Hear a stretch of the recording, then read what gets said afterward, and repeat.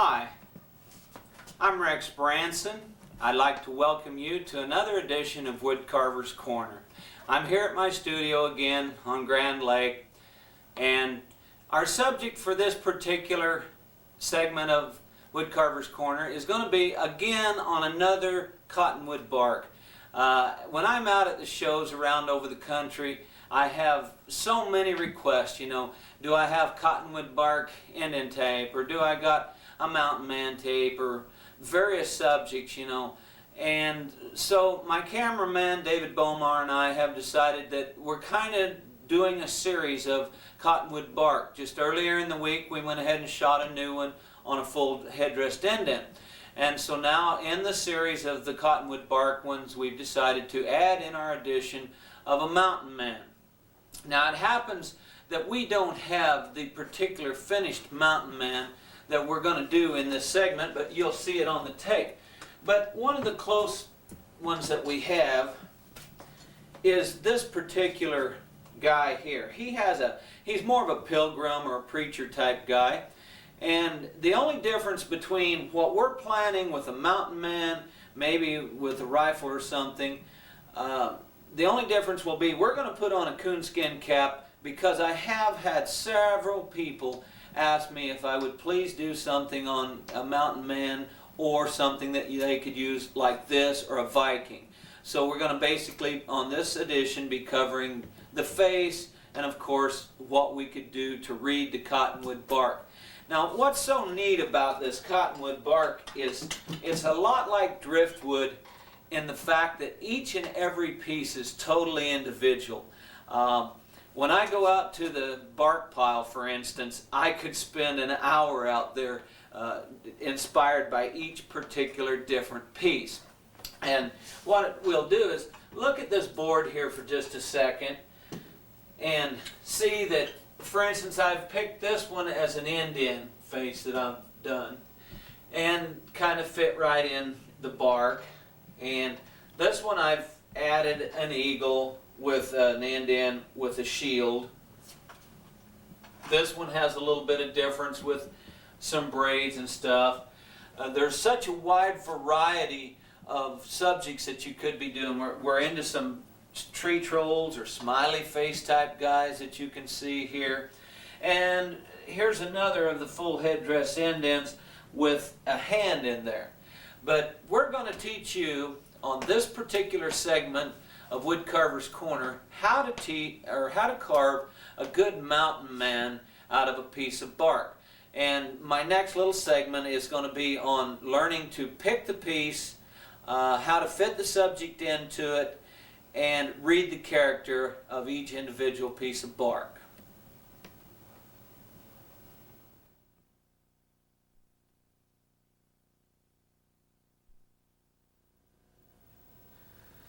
One of my most favorite things to do is to get out into the bark pile or the driftwood pile and just start thumbing through all these pieces and reading each individual character.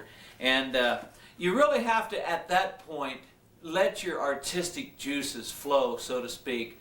And you woodcarvers, we're artists, too, not only craftsmen. So I want to talk about reading various pieces of bark here.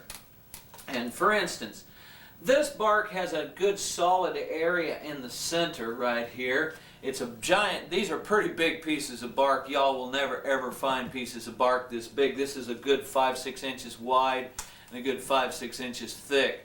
These are my own personal pieces that I've picked up.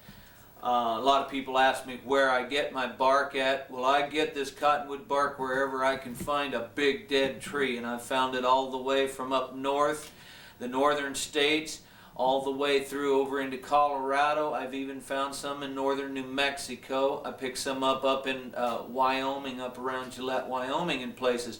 So when I'm out traveling to seminars and stuff around over the country, I usually have my eyes open for a big giant cottonwood that's dead, that the bark's falling off from.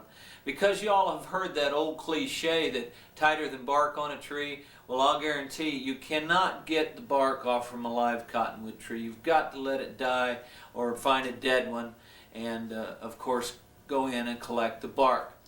So I spend several hours out in the woods, and there's no sense bringing home junk bark either, students. If you're out there, find and bring home only the best. I've learned that from my own experience. I carry a bunch of junk in out of the timber, spend all day, and then end up burning half from it in my stove. So same way when you're collecting driftwood on the lake. Be very selective of what you ever carry out of the timber, because so much of it ends up to be junk. Okay. This particular piece has a good area right in here. It's a good wide area, and I could maybe put any kind of a subject in there that I want. But I would want to be real leery of some of these cracks, and for instance, you can see there's been some trauma to the tree in here. But any subject could fit. I could maybe put a buffalo or a wolf along with an indent up on the top. While I'm kind of stumbling through the bark pile looking, I might pick up another piece like this, and I might say, well, it's got a wonderful area down in here for whatever my subject's going to be, but it's got a lot of trauma up in the top. So where these short segments are up in here, I could maybe do, I don't know, an owl or something that would kind of go together with your central subject. You know, maybe you're doing an indent here. Maybe you could carve some Mesa Verde buildings or something, which I've done that pattern several times, which is real nice. But you, like I say, you about have to let your artistic juices flow. Sometimes when you're out in the bark pile, I'll find a piece like this that has multiple pieces and it's stuck together good on the back where they're not going to break apart.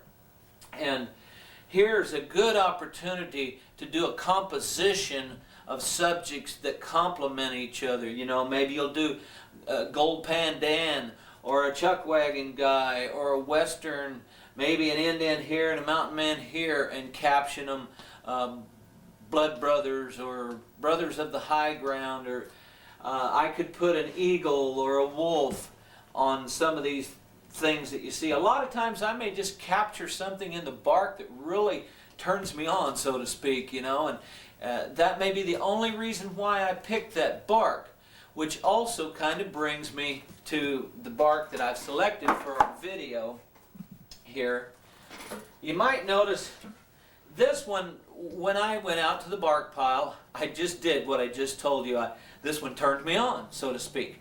It's not near good quality carving bark because it's got a lot of flaky junk on it here.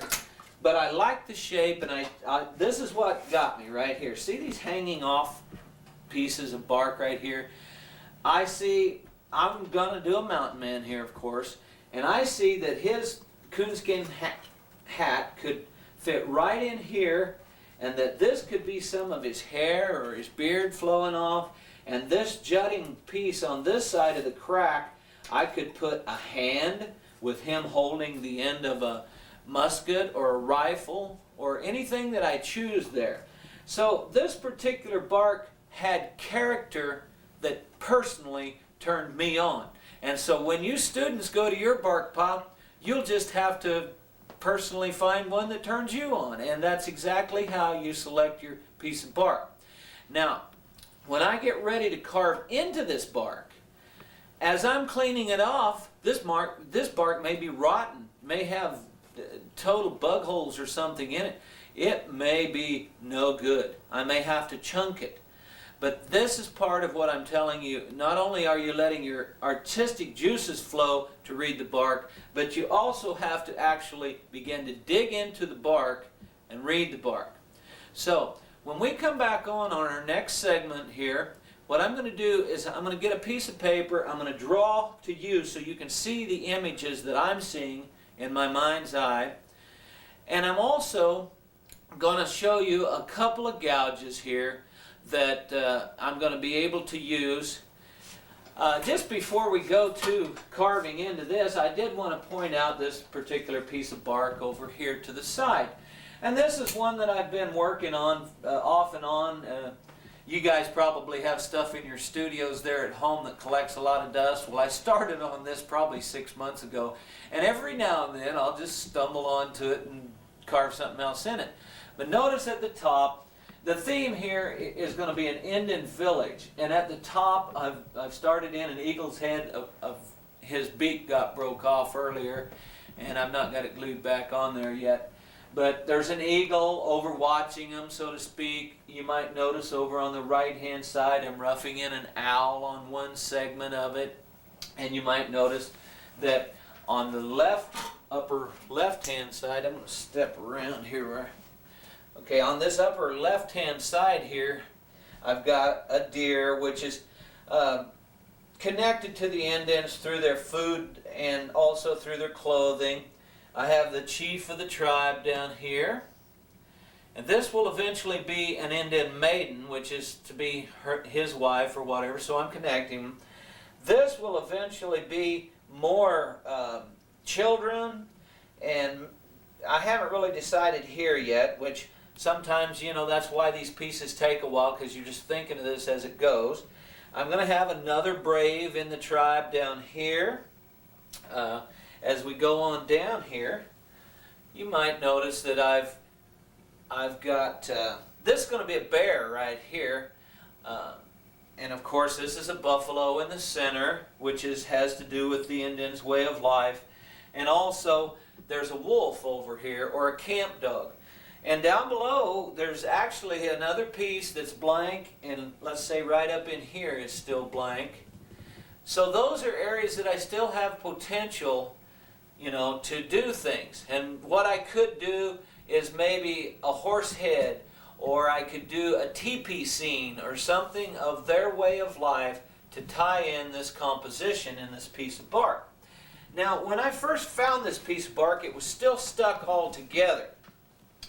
But you guys might notice that I've got Bondo body putty smeared on the back of this to adhere it better, because the segments were stuck together, but as I was carving on it, I noticed that they were loose and they could break apart. But this was such a unique find when I was out in the timber that I was so excited that I had to get it out and keep it in one piece, because eventually this is going to be just the most unique piece of cottonwood bark. So when we get back together, students, I'm going to do a little drawing, show you how to transfer over, and we're going to get our flat gouges to clean off this bark and actually begin to read into it, and we'll go right on into our mountain man subject.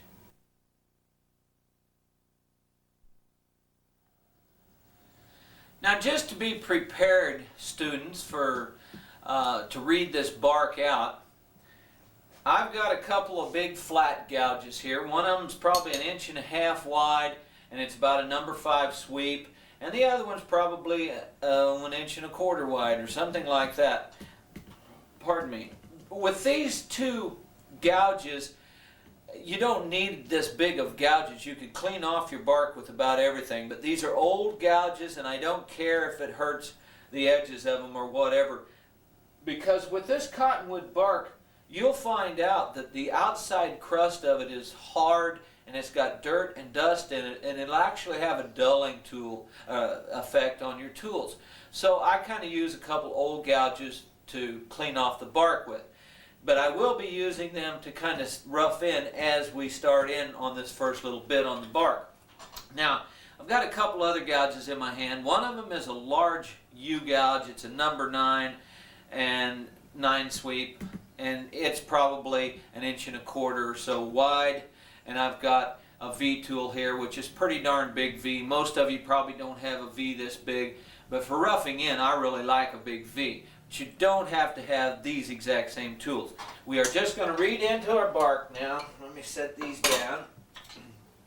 And students, by what I'll tell you, my first thoughts with this piece of bark when I picked it up out of the bark pile was, there's a bad crack right here. See my gouge? Look how far that goes down in there.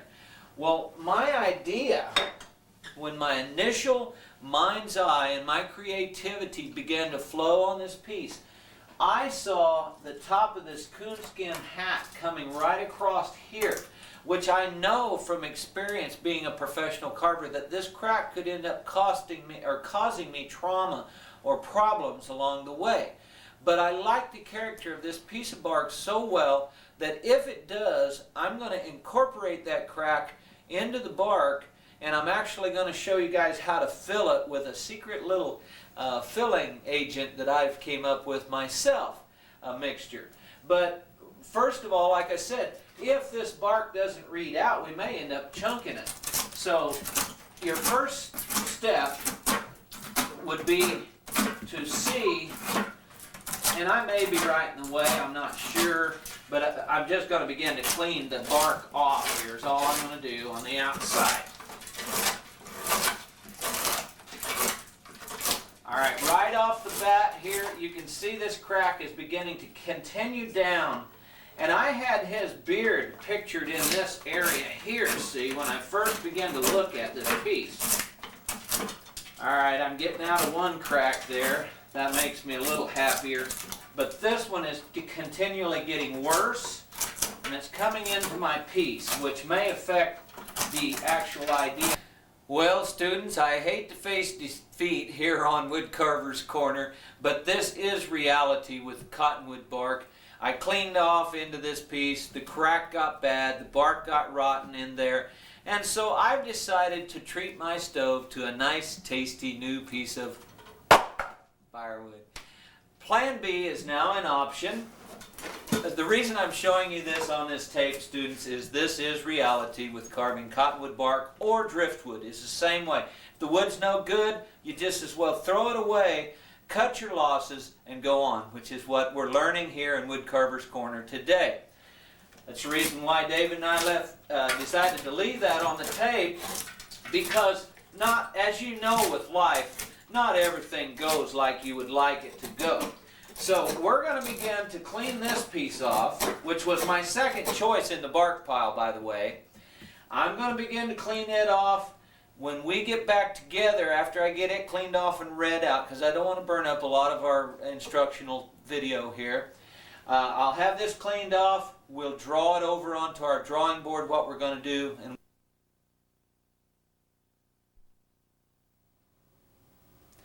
well, we've got our piece of bark cleaned off here. This is my second pick, as you saw earlier. It looks good. This one's no cracks. It's got a little trauma down in here, but I don't think that's going to cause me any problems.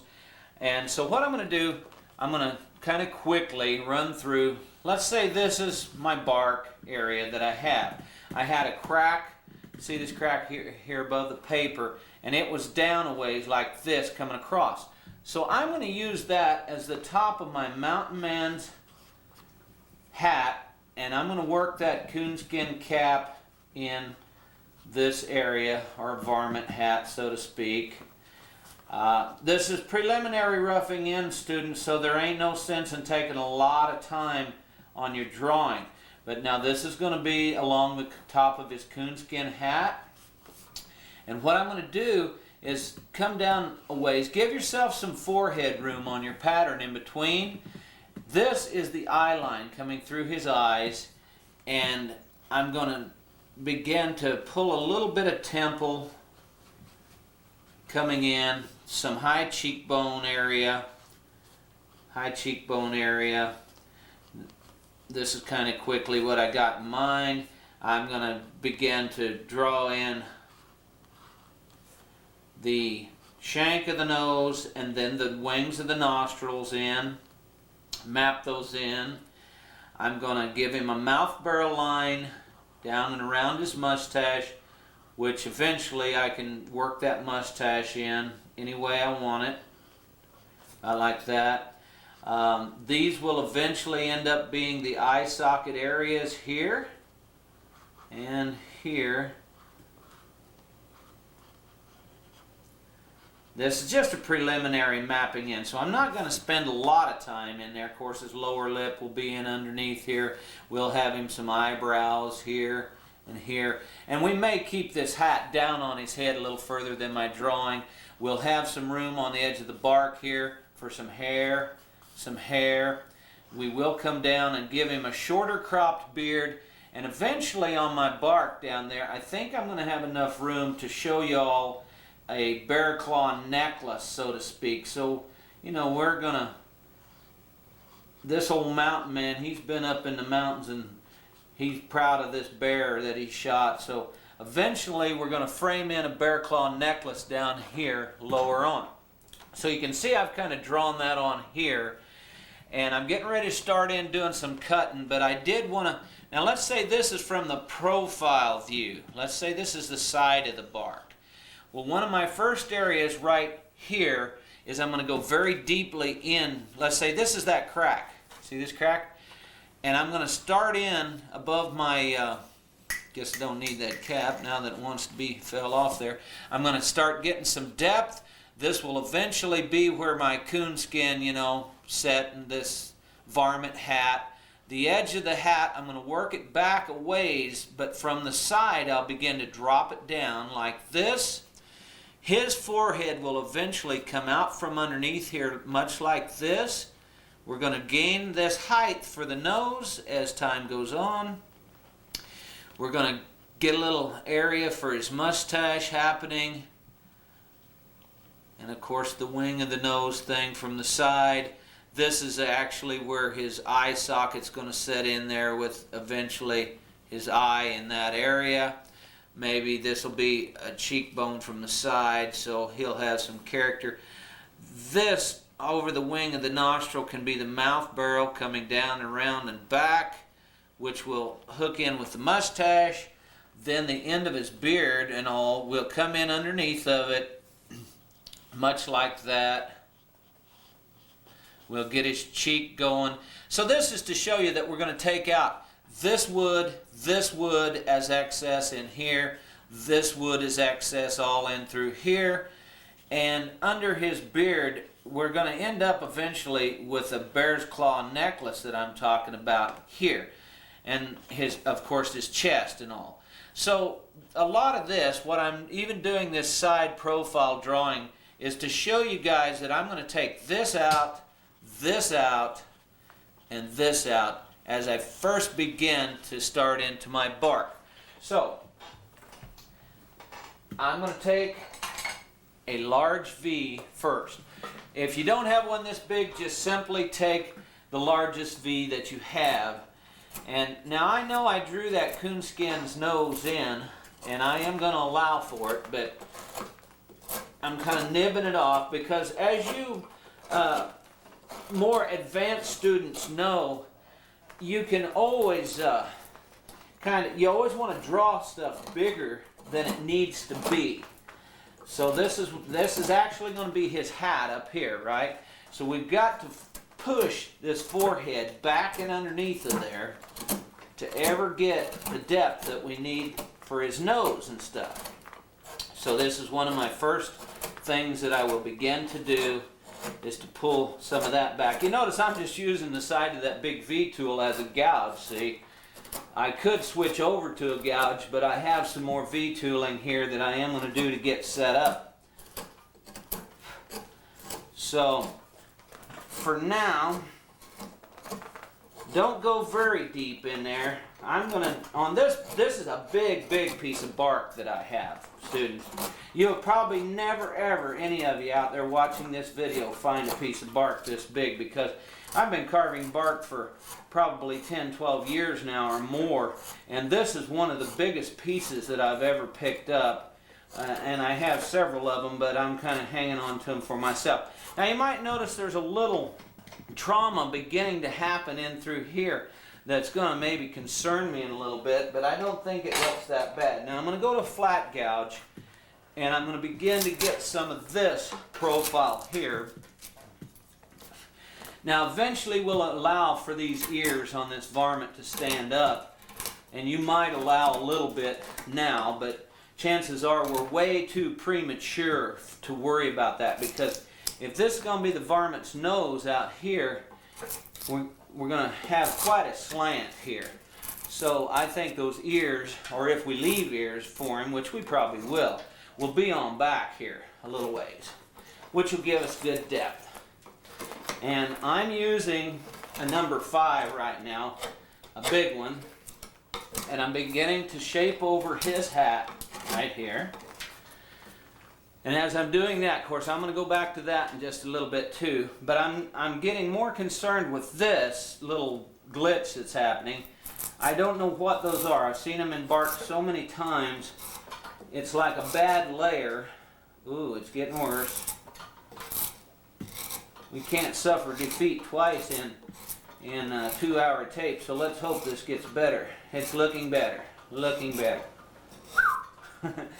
Second close call here on Woodcarvers Corner as far as our wood giving us a rough time, which really is good for you students there at home to see.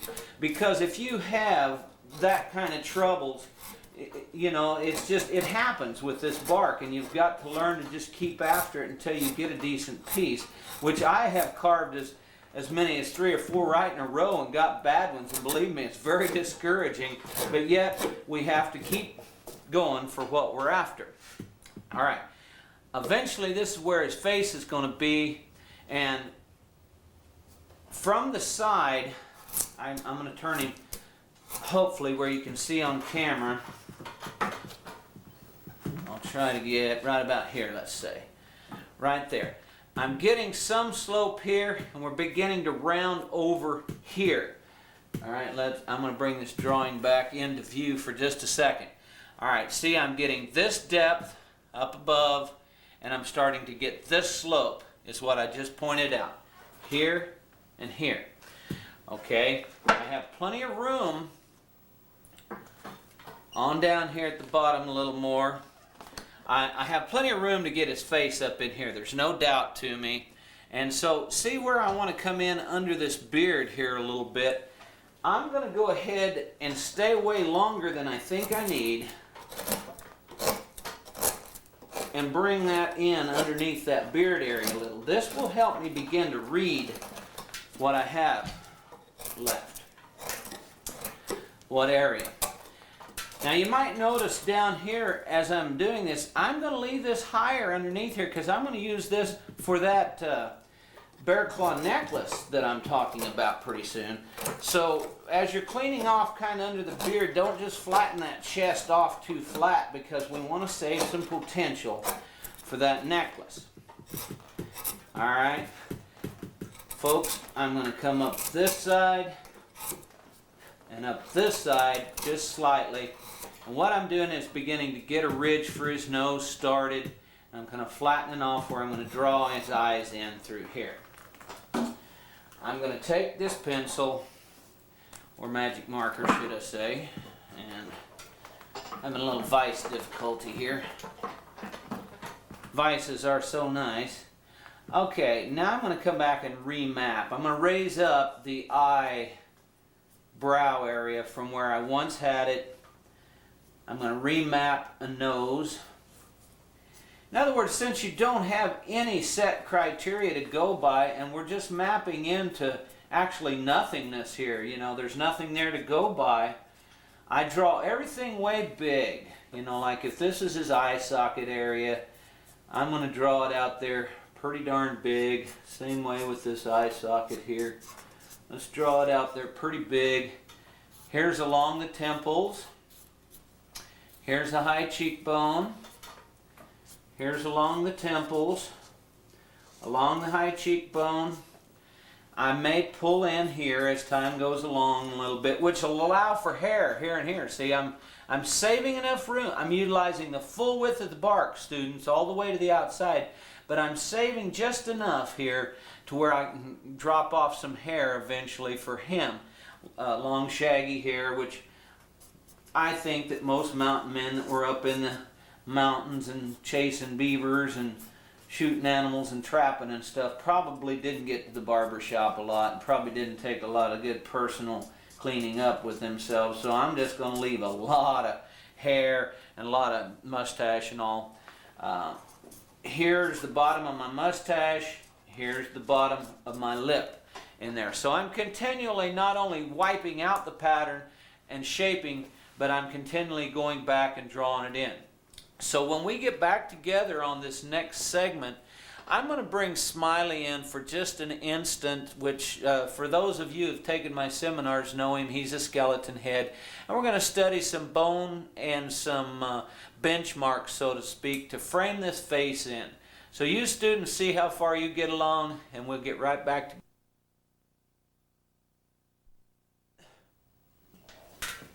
Now, the only thing that I've done on since that you saw this last was I pulled the forehead back a little bit more. You might notice I got a little deeper, and I cleaned this up, and I took a round gouge and gently softened through where this varmint, you can kind of see where his face is going to be, and I've kind of left some areas for these ears that would develop on this coonskin cap for him in just a little bit.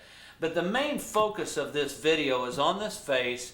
And so here's Smiley for you students who have never met Smiley before. He's just a deadbeat that hangs out with me when I do these seminars. And he's not a lot of company either, I might say. But see right in through here where the bridge of the nose pulls in there? Well, on my carving, when I don't know where else to kind of start, I know that most of his head is up and underneath that coonskin hat, and I do want enough here to show some eyebrows, much like I told you earlier in the film that we might do a little bit of this same type of a situation. So this is kind of what we're after here. But right in through here is the first place. Leave you some room for your forehead for eyebrows and for a little bit of character. You know, see some wrinkles up underneath there and his eyebrows. So what I'm going to do is I'm going to start, and this is about a 5/8 number 9 or something. It's just a U-gouge, let's say, you know, whatever size you got, because you're going to be working on, obviously on a different size a piece of bark than I will.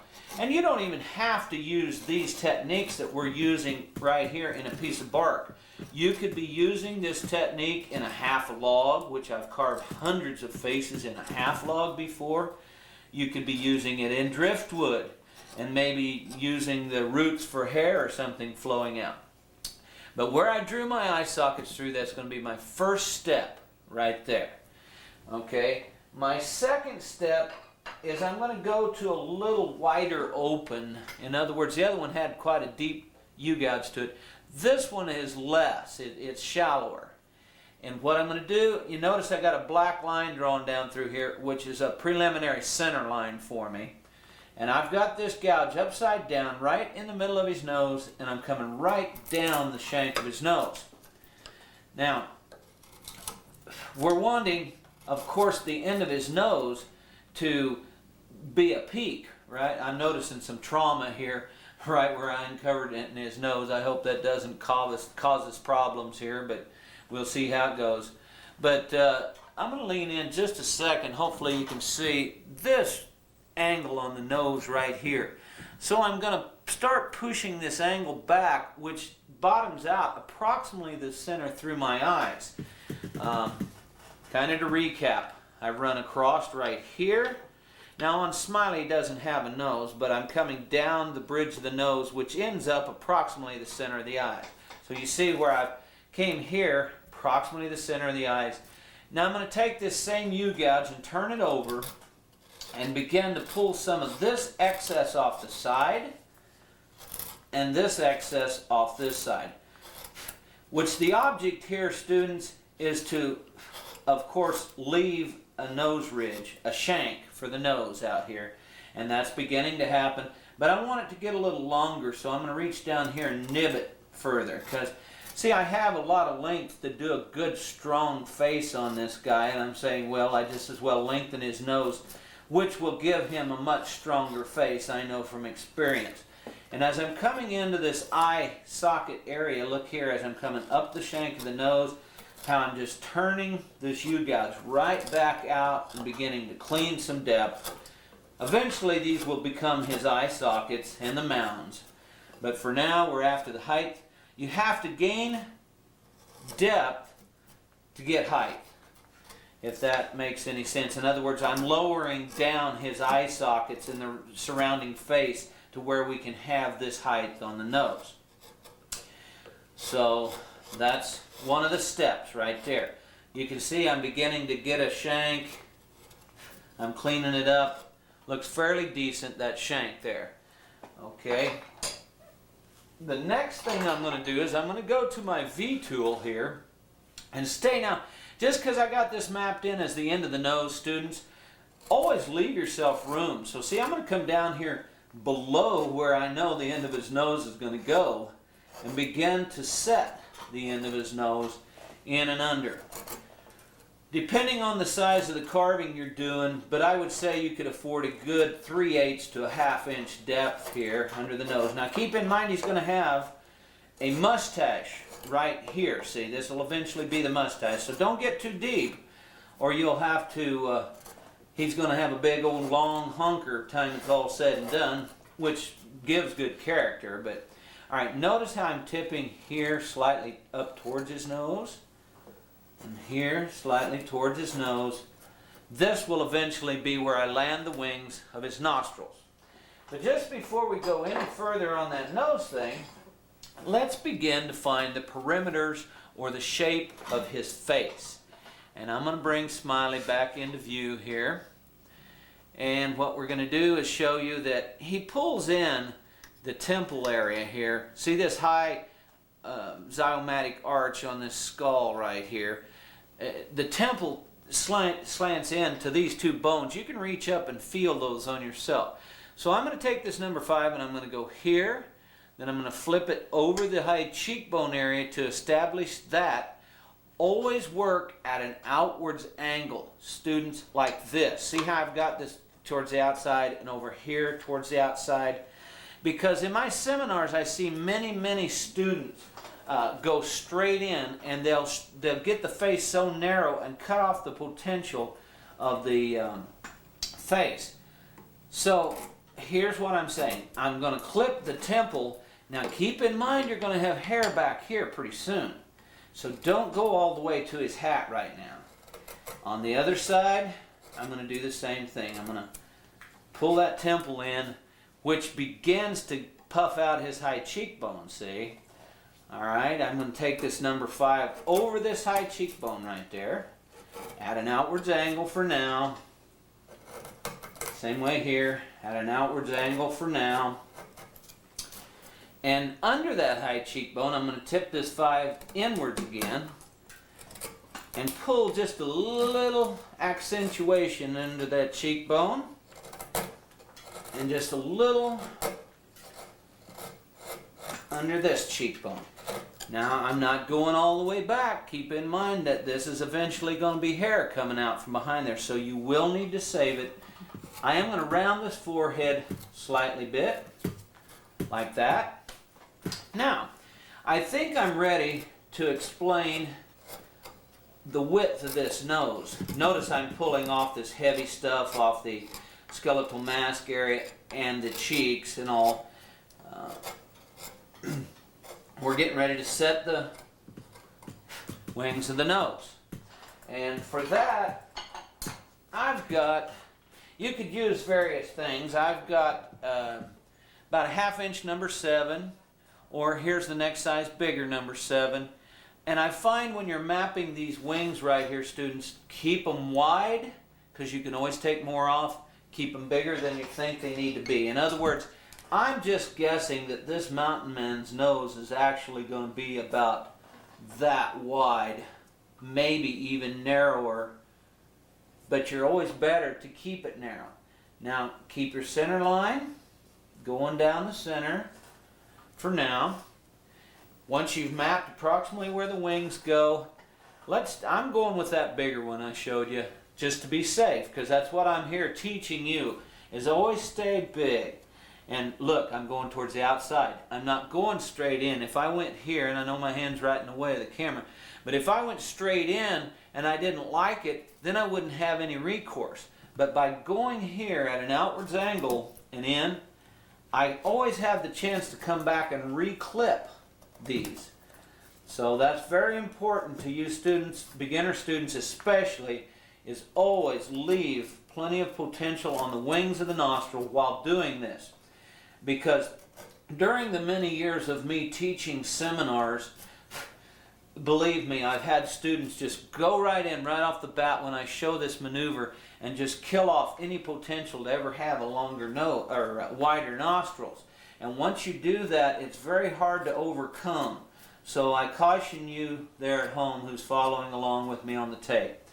All right, now I went to this next smaller number 7 now that I've winged those nostrils a little.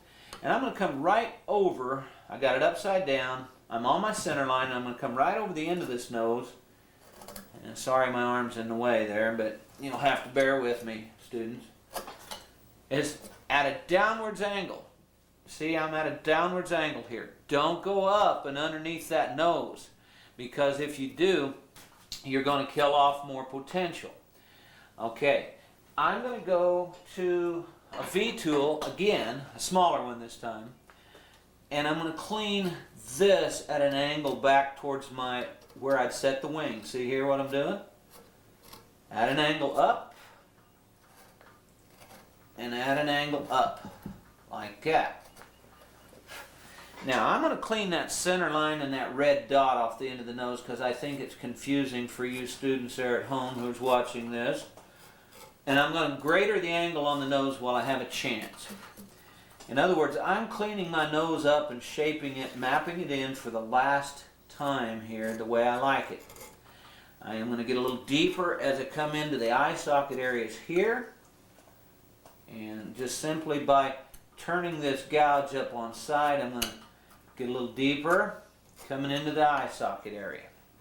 Okay, now I can take this number 7 and pull just this crud that's happening on the outsides of the wings and the nostrils here.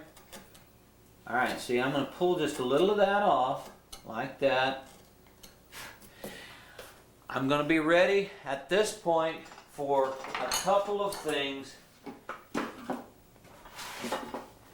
We'll get our card back into view here. Alright, so we've got some angle here. I've left plenty of puff on the forehead for right now. But remember when I drew, now we done this just now. We set the shape of his face with that number 5. We set the shape of this face with the number 5. And of course his hat is actually down a little further on his forehead like this in our carving, right? But here's where I'm going to next, students. I'm going to begin to rough in these eye orbitals, like this.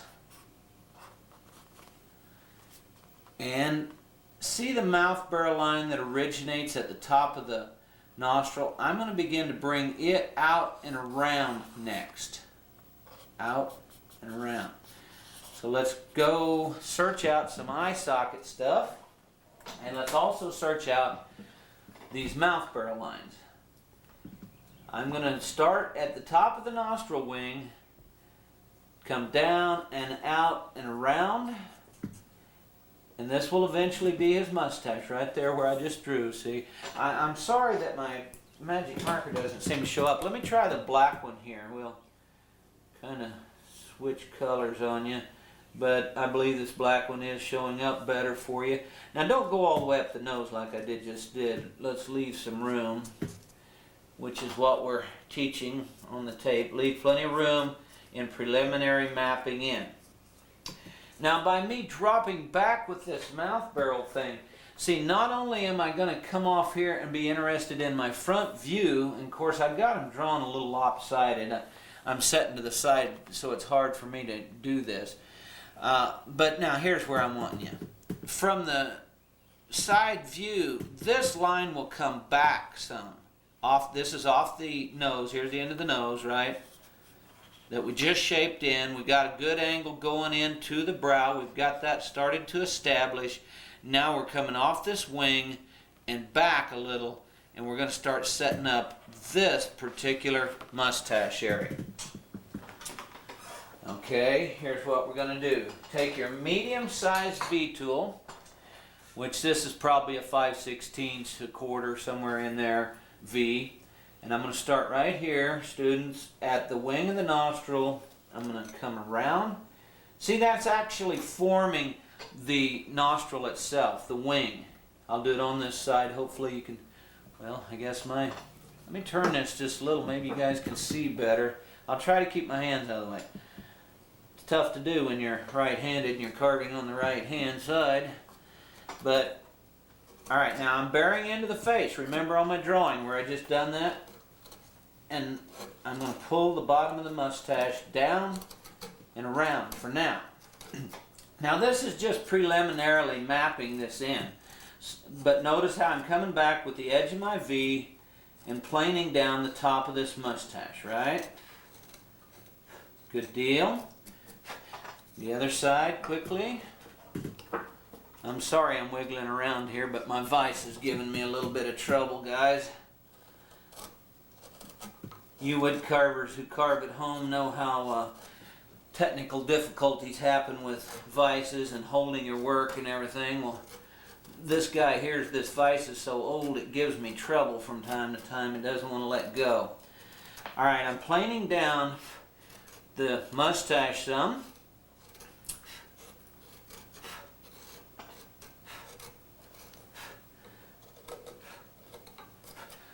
And I'm getting some depth, right? Let me straighten this up here just a little better for you. See if we can get that centered up on there. And the eye sockets. Now, I'll bring Smiley up here for a second. I'm not going to spend much time with him, but I do want to point out a couple deals. Remember this bone point right there. Reach up and feel that on yourselves, students, where that's your forehead squares around kind of right up above your eyes. All right, I'm going to make a bone point right here and right here. All right, notice how wide he is down here. Here's his eye sockets, right? Look where the cartilage breaks away from. Reach up and feel where your glasses would sit if you wear glasses. All right, that's right in there. And here's those high cheekbones. See, here's our higher cheekbone, and it's setting right out here, right? And right out here. Here's the high cheekbones that I'm talking about. Well, look where the orbitals set between this top bridge that I've got drawn right here and your center line where the cartilage breaks away from the nose. That's where your eyes basically set. And they come all the way almost out to under that bone where I'm talking. So to figure where to start drawing your eye sockets in, I know that's kind of vague criteria to go by, but yet for just roughing in on a piece of bark like we're doing, it'll get you what we're after, the placement of the eye sockets. And there, I've got them drawn in there. And so I'm going to start searching for some depth in right there right now. And if this V is too big, for instance, you guys will be carving on a smaller one probably. And if so, go to your smaller V, begin to pull this inside corner of the eye socket out. I may even have to go to my smaller V, we'll see here. Here and here will be your first eye socket cuts. Now, when you cut across these tops, students, don't get in very deep. Stay very shallow up here for now. We can always take that in deeper. And I'll show you on our drawing in just a second why. But stay shallow on your top line. And keep in mind that we're after an orbital with some roundness like this from side to side. So now on the bottom, I can get a little deeper with this socket set up. And of course you'll see there's kind of a bench forming underneath on this cheek here. Well, we'll plane that off as we begin to round these orbitals up. Now this is along the edge of the visor. You can reach right up along the side of your eye and feel that bone right there where my V-tool is cutting. Right there. I'm trying to keep my hands out of the way where y'all can see what's happening. And now I'm taking the edge of my V and beginning to round up the orbitals. Some. Mounding them up a little. And I'm getting continually deeper on the bottom as I mound them up than I am on the top. I'm going to come over here, hoping my head isn't in the way.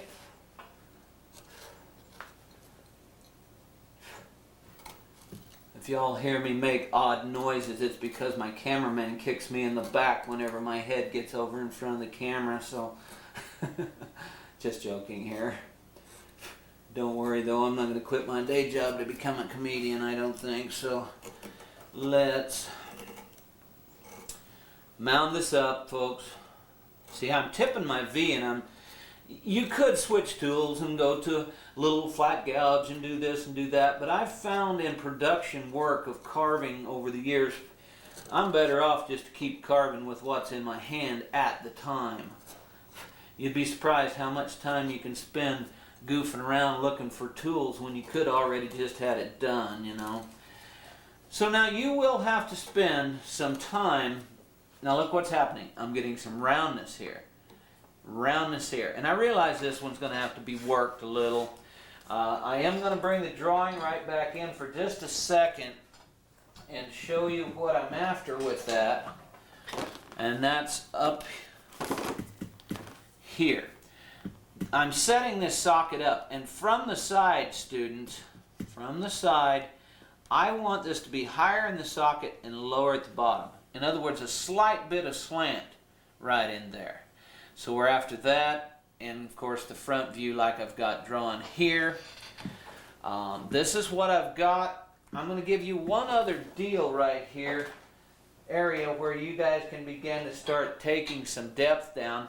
And that's under this mustache. We can begin to start mapping or framing a little bit. Don't get too close to the bottom of his nose with it, because then you won't have any recourse if you've got it too short. So I always rough in long. See how long I'm leaving this, where my finger's at there? And begin to sweep up and around and work inwards. So, and I'm going to work these benches off here. I'm going to work this under just a little, begin to shape his mustache just a little bit. I'm going to take my V-tool and clean up along the edges of his hair. And when I come back on screen, I'm going to go ahead and give you guys this eye sequence and probably talk about the lip. So we'll get back together and do that.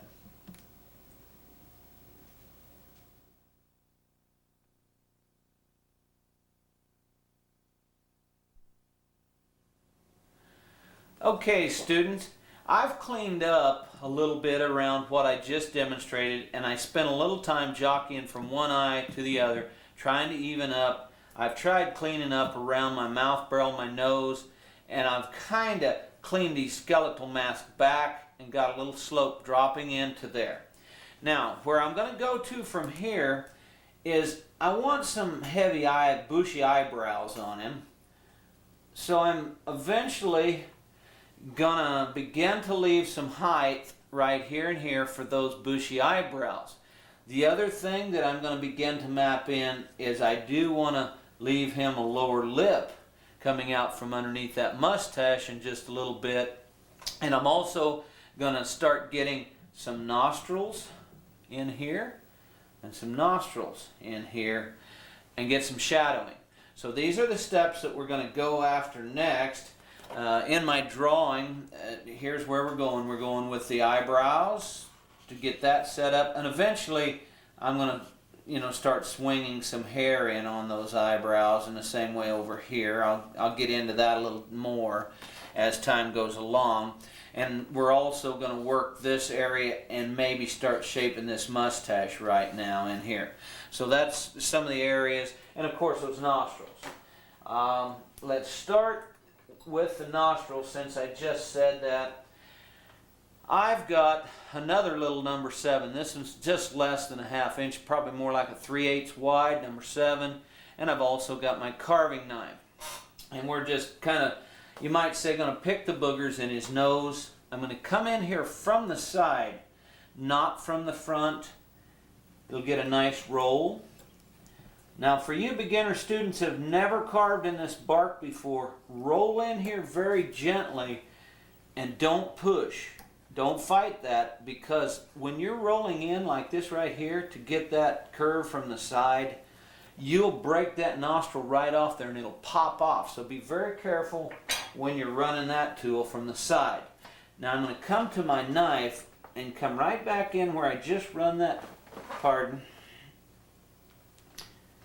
Thought my cameraman was going to kick me in the back when my head got in front there, guys. Okay, we're getting a little depth here. I know my hand's in the way here. I'm going to roll this. We're actually going to pick that booger out of that nose right there. So we're getting some depth, and I'm also got a little bit of that magic marker on there, which kind of showing odd on the camera. So I am going to pull that off with my knife like that. Just to get rid of that for more for you guys' sake there that's viewing, you students at home. Okay, I got some depth. Pull the boogers out of his nose. Now I'm going to go for some shadowing along the mouth barrel. I'm going to come right down here with my knife and along the top of the mustache. Notice how I'm tilted in towards his face.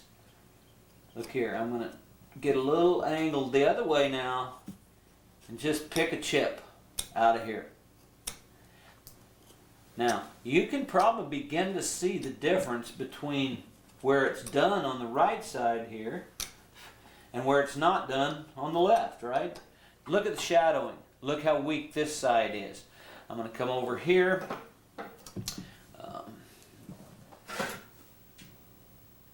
Get your knife, angle it in gently. I'm not getting in very deep now, students, you know, less than 1/16 of an inch, actually. All we're doing is playing with light and shadowing here. And notice how that begins to bring that nose out and set that face very nicely along there for now. We will come back to this in a little bit. We're beginning to add some shadowing. All right. The lip area, I'm going to go ahead and kind of split his mustache in the center. Now, for you beginner students who's watching this tape, if you're carving along, keep you a center line back in there. Matter of fact, as soon as I make this cut up and underneath that mustache, I'm going to draw this center line back in. Now, we are going to put that lip under there, but notice I'm pulling some of this excess off here because his lip was way too far out. See, his cheeks are way back here, and I had a big old mound. Matter of fact, I could afford a bunch more out of here. But what my goal is to begin to capture the same shadow underneath of this mustache as we had. Okay. For cleaning up, I still notice how long my mustache is, so I can always trim it shorter, right? If I need to. No problem. Now, remember I had his lip marked in there just before I just carved it off? Well, I'm going to come across with a U-gouge. This is a 3/8 number 9, which is a little smaller of a U-gouge than what I had earlier. And I'm going to come in under this mustache and begin to leave this lip thing happening. You can see that at the top of this tool. See that lip line? And there again, we're going to salt and pepper his lip to taste later on as we work this mustache, so to speak. But for now, that's a preliminary mapping in of the lip. Okay, let's go up to where I had drawn the eyebrows. Now, there's two methods that you could get to. This would be more of an advanced method where I take a flat gouge and just touch it here and here. For beginners, I probably would recommend a V-tool. But a lot of times, see how I just touched that and I've already got two big old height areas left. But now, for you beginners, you might be better off to take your V and tip it down and come across like this and like this, out like that. Okay, and I am taking the middle of his forehead down and back a little. Matter of fact, I'm going to pop this drawing back into view for you just a second here, and I'm going to show you where I'm talking about. We're leaving our height right here for these eyebrows, which will, they'll be in this area, this fuzzy eyebrows.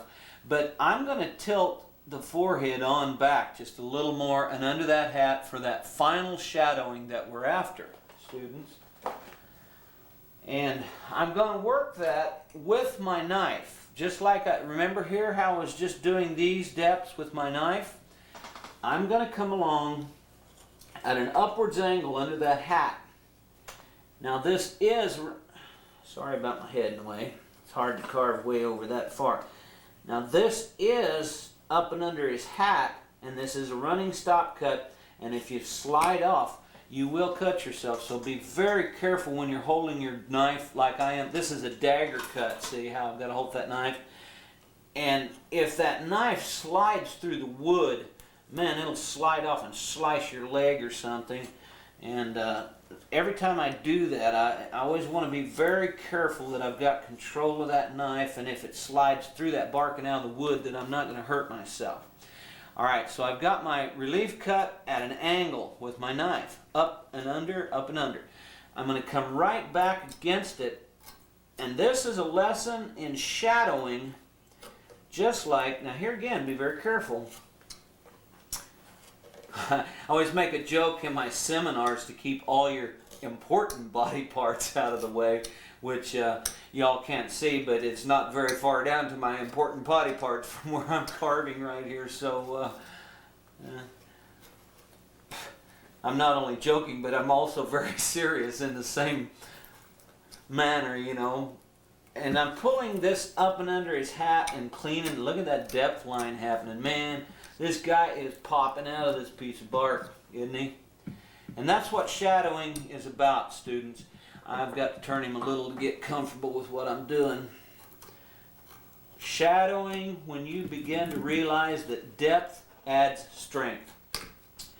And I've taken some seminars, not in wood carving, but in drawing and in clay work, where they explain how important that shadowing and depth is.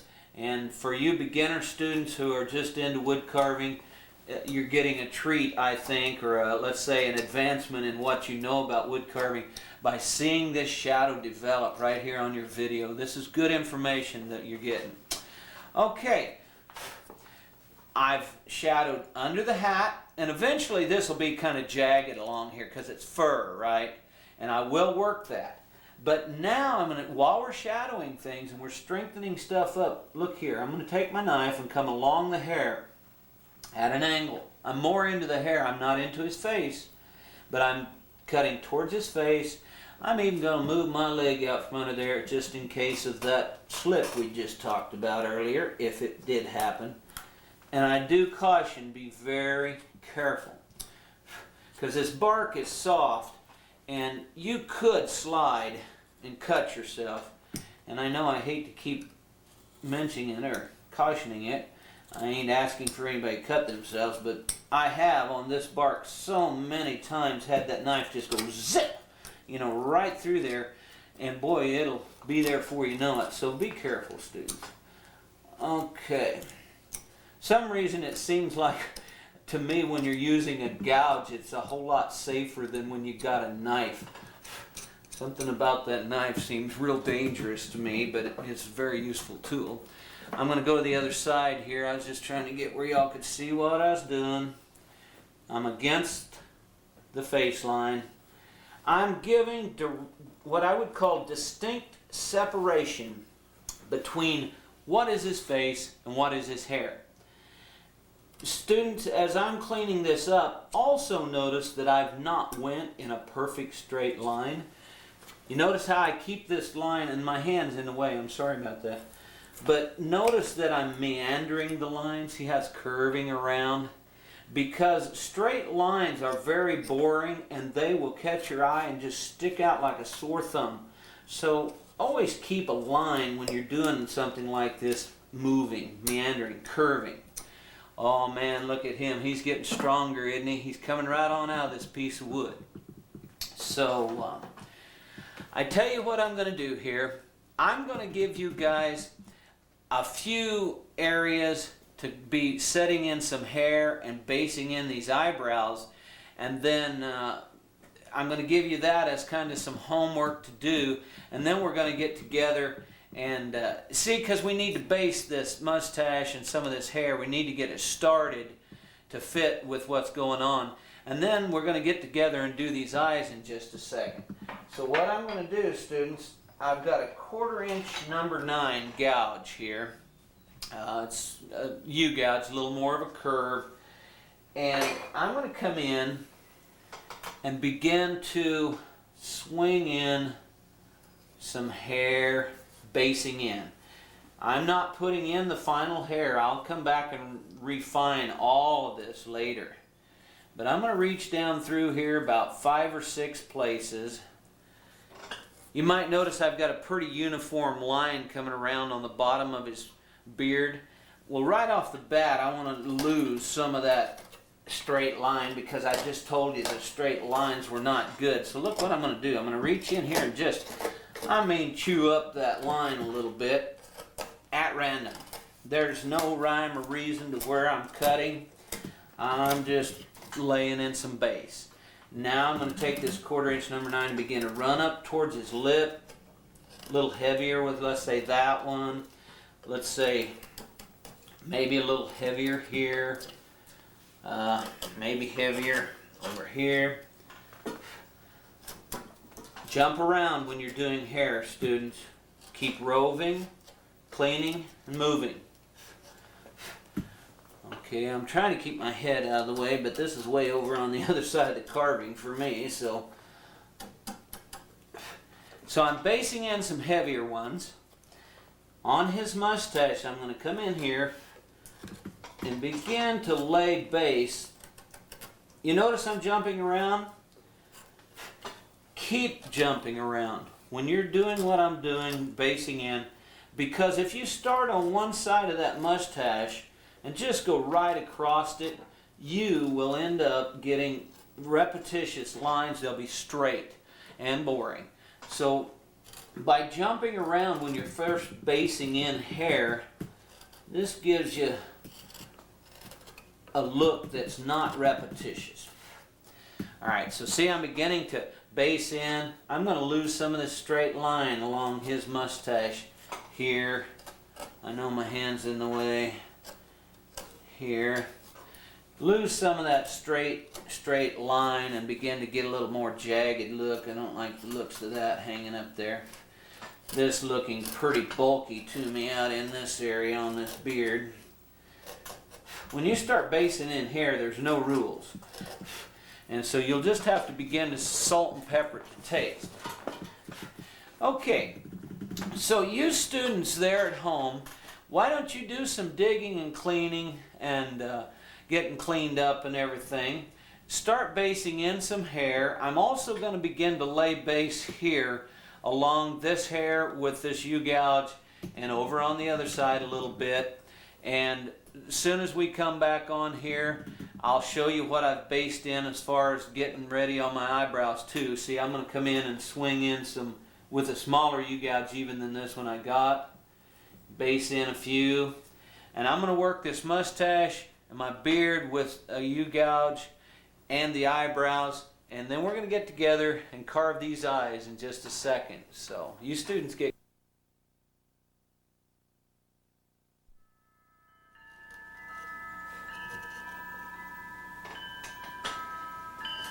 We're roughing in here.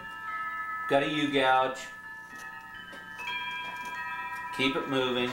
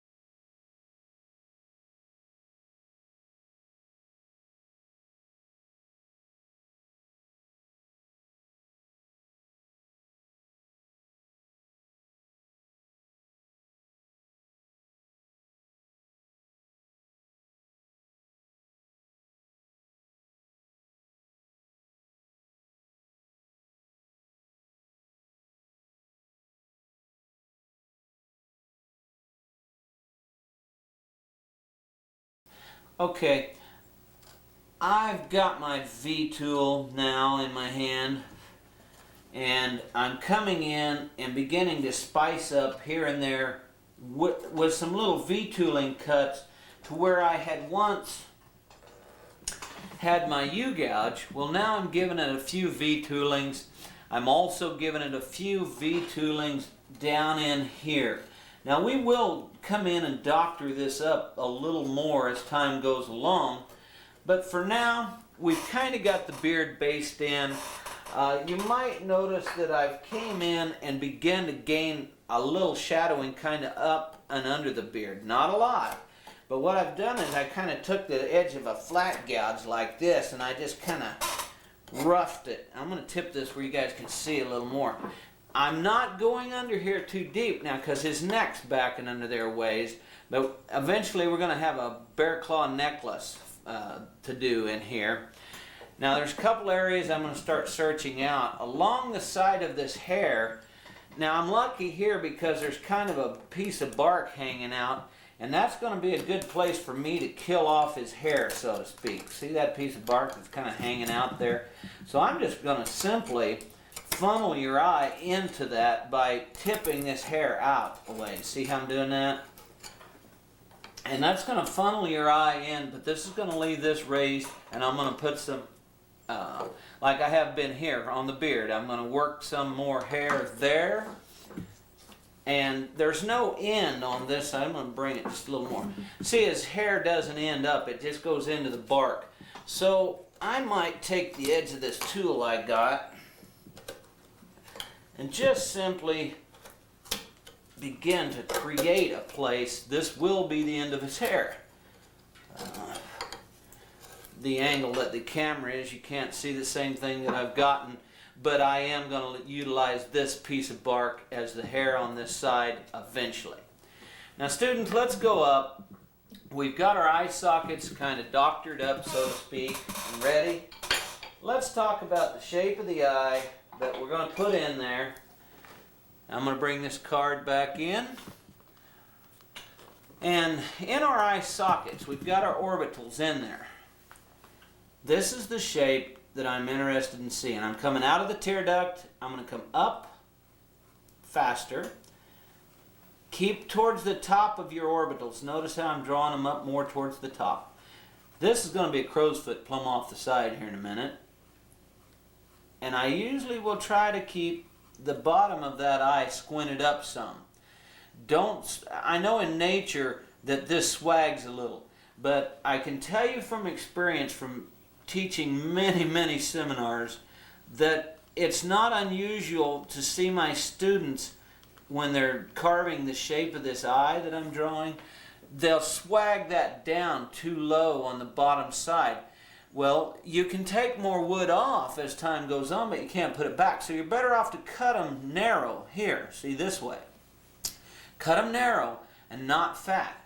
And I'm eventually going to drop on out with some crow's feet out of the corner of the eyes, you know, like here and here, for character. And as we develop this eye thing, I'm also going to begin to come out of here and pick up some nice secondary character, like this and this. I'll show you where this is on the guy in just a minute, on my pattern. And this will give him some facial character. So, for the eye, I've misplaced my good pencil. Here it is. Okay. Now we could also get some dividers for you beginner students. If you don't have some dividers, you could get some. And you're supposed to have, what I usually will do is I'll draw one in like I just did, right? Notice I'm keeping it up in the top of the orbital, right? And I'm coming across. I'm trying to keep my head out of the way. Okay. And draw this one in. Now, when you draw those in, it doesn't hurt to see if they even up. And one thing I want to do for sure is between this tear duct right there and this tear duct right there, let's keep them straight across from each other, because I'll guarantee you that'll show up very badly. Now you can take some dividers and measure here, see if you got one eye width in the middle and one over here. Now the drawing books say you're supposed to have another eye's width to the outside, which would be 5 eyes wide across this widest portion. But I can tell you as an artist that we have artistic license, and over my years of experience I've always been much better off to carve bigger eyes. They're the focal point of the carving, and the public likes to see those bigger eyes. So once I've drawn them in, and yes, these are a little big, I'm going to take a small V-tool and I'm going to start out here and tip towards the pupil. I'm going to come across in the same arcing motion where I just drew, and I'll try to get out of the way where you guys can see, but I'm kind of sitting in an awkward position for this right side. Now I'm going to tip it towards the pupil here. Don't swag down very deep, downwards very far. See how I kept that kind of straight for now? Because see, I can always open it up wider if I need to. But you're always better off to start out at more of a narrow like this. Okay, so here I'm coming across this side the same way. Tipping over and into that tear duct. And I'm tipping it towards the pupil again. Now I'm going to say that I'm actually etching this line more than I'm cutting it. I realize I am cutting it in there, but for me to say that I'm cutting a heavy line, that's not happening. I'm just barely etching it. Now this would be a very good time to look at your piece head on, and I'm going to forget about the camera and I'm going to look at it head on to me. This is more head on to me. And I'm going to look from side to side to make sure that they're approximately what I want to see. This one I'm going to shape slightly. Now I'm tipping it towards the eye, and I'm using the edge of my V-tool to pull the excess off with. And this would fall under the heading that you students have taken me in classes before, my seminars. You've heard me say, salt and pepper these to taste as you jockey them back and forth. So try to get them as close to the same size, and you don't want one side buggier than the other. So spend some time, get them traced in. Now they're traced in with the V-tool. Go back to your knife. I got my knife here again. And remember our shadowing lesson? Well, now we're going to go to the inside corner right there with that.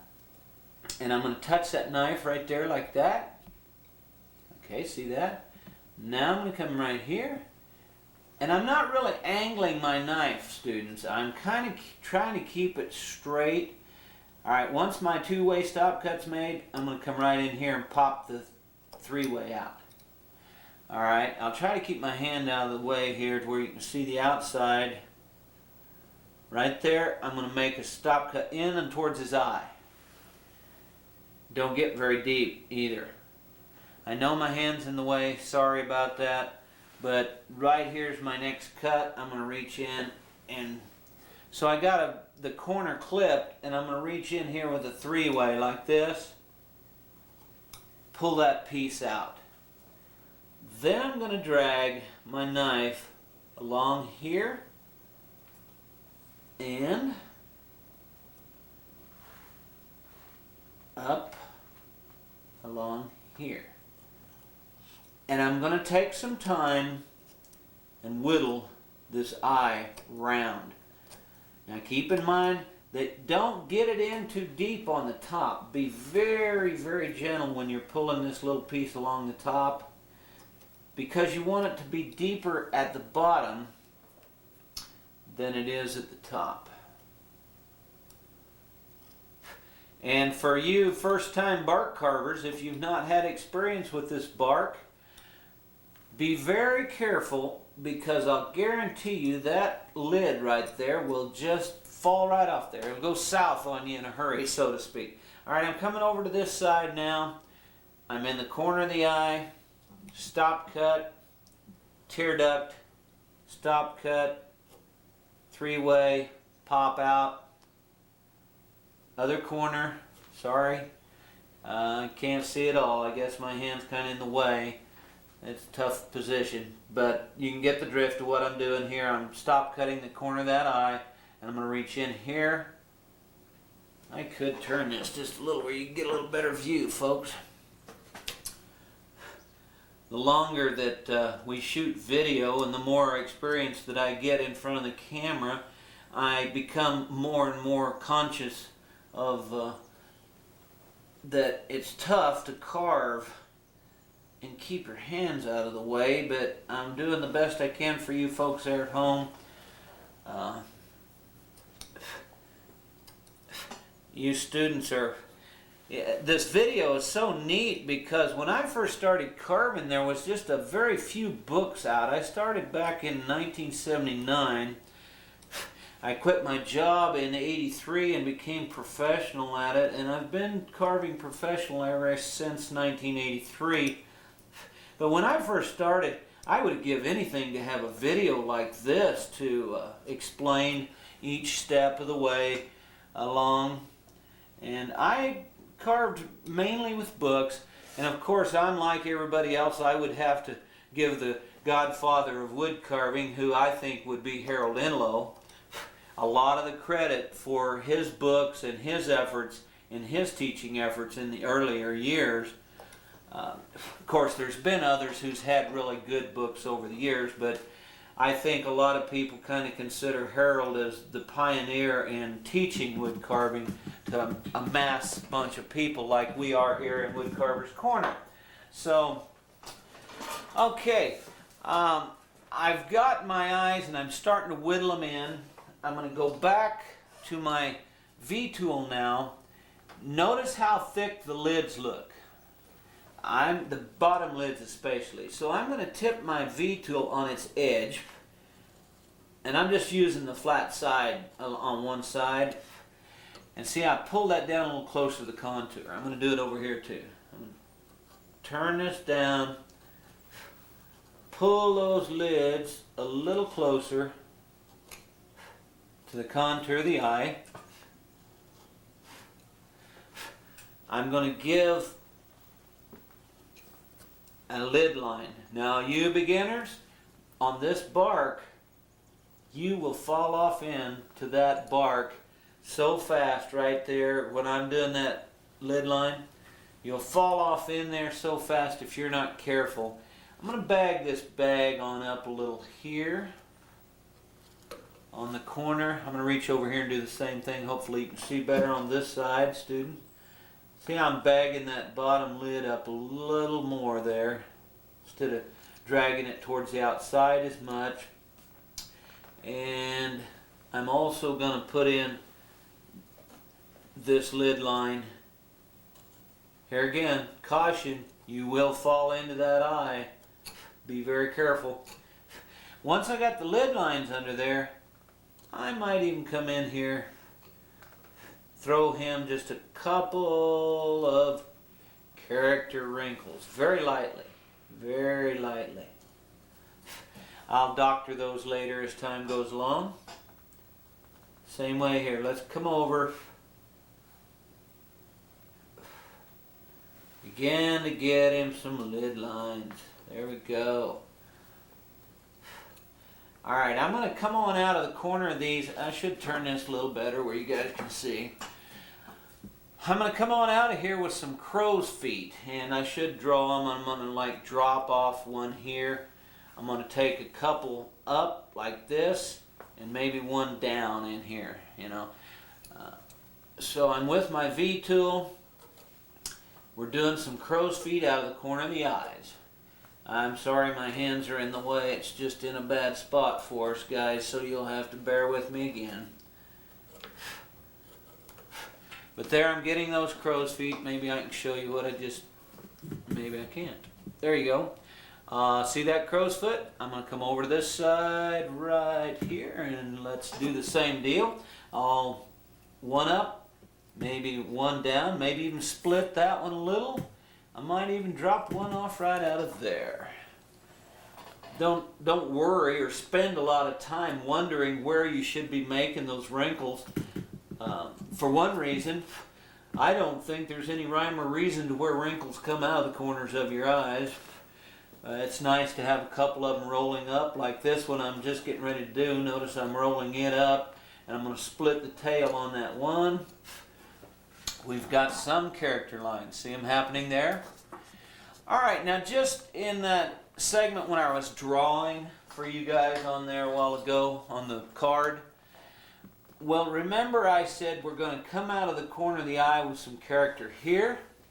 We're going to come out of the eye with some character here. And we're going to come over here and get a little depth and maybe accentuate this high cheekbone like right there. All right, same way here. We're going to get a little depth and a little depth to accentuate and carry some nice character on through in his face. Now, I've got a 1/4 inch number 9, and for my 2 lower marks I just made, I'm going to have to readjust where I can even reach this.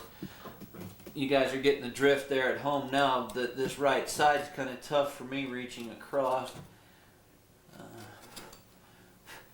Okay, this character line that will be eventually feathered out. I'm kind of probably setting it in a little harsher than it needs to be, but I do have room to feather it as time goes on. So there's one side. Let's come over quickly. Whoops. I'm testing David's skills to see if he can keep up with me waving that thing around in front of him here. Okay, we're getting us some good character here. And of course up and under this high cheekbone here. For the ones I got drawn out of the corner of the eyes, I'm going to a V tool. And I'm going to tip the V a little. One way here, one way here. That'll feather out. Well, come on, Bryce. We're going to do this one right quick.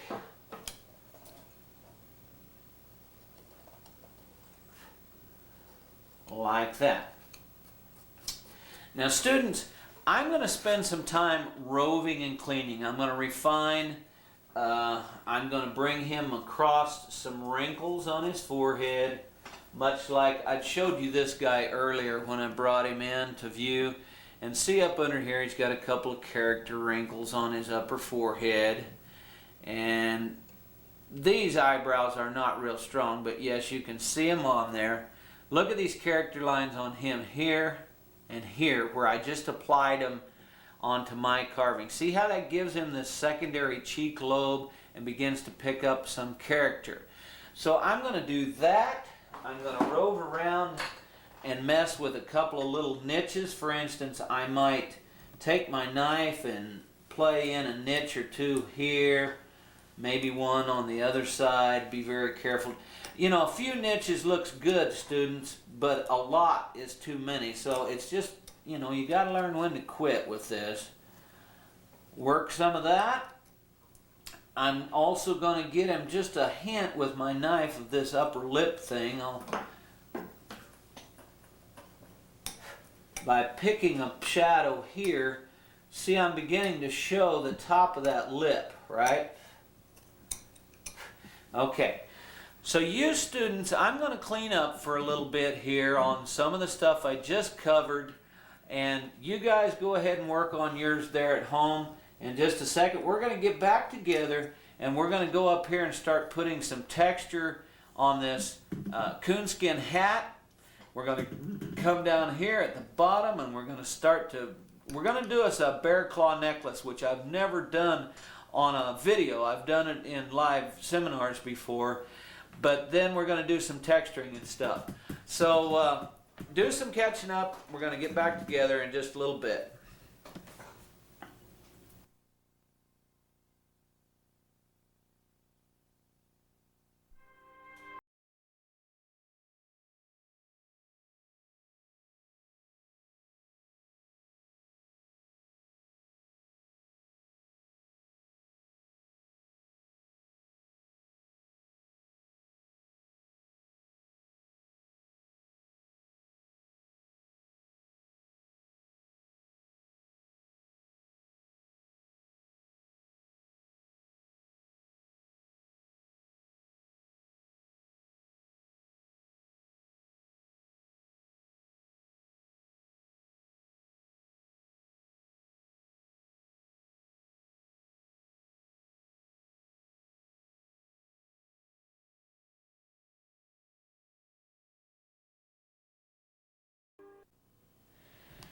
Now I'm ready to set the pupils in on this guy's eyes, and I just wanted to point out to you guys there at home, you students, that I'm going to put that pupil in wider at the top, narrower at the bottom.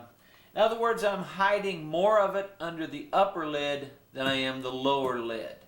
That's one of the things I'm going to do. The other thing that I'm going to bring along is this face line that comes along his beard and brings out the perimeter of the face. Now, we had already put in this accentuation line and this one. Remember those just a little earlier on the tape? But the line that goes in, for instance, here, I might need to bring this. My vise is really giving me a trouble here. This line's what I'm talking about, students.